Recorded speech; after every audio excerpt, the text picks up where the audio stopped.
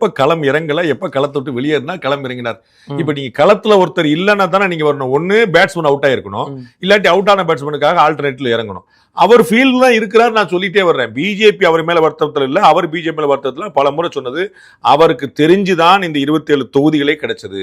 அவருக்கு தெரிந்துதான் இந்த 27 வேட்பாளர்கள் தேர்ந்தெடுக்கப்பட்டார்கள். நான் அறிந்து இந்த 27 வேட்பாளர்களை இவருடைய கோட்டா, இவருடைய ட்ரம் கார்டு, இவருடைய வீட்டோ பவர்னு சில சீட்டுகள் கொடுக்கப்பட்டிருக்கு. ஐ கேன் நேம் தம்.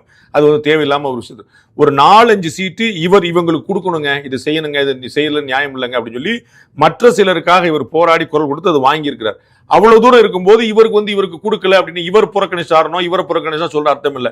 இன்னைக்கு கால் நம்ம பேசிட்டு இருக்கும்போது அவர் கட்சியில் தன்னுடைய கட்சி கொடி 47 ஆண்டுகள் நிறைவு செய்யும் போது அவர் வீட்டு வாசல்ல கொடி ஏற்றிட்டு அது தேசிய கொடிக்கு ஒரு ராணுவ வீரர் கொடி ஏற்றுறது போல அவ்வளவு உற்சாகம், அவ்வளவு ஆவேசமான ஒரு அக்ரெசிவான ஸ்டேட்மெண்ட் கொடுத்திருக்காருன்னு பாக்குறோம்.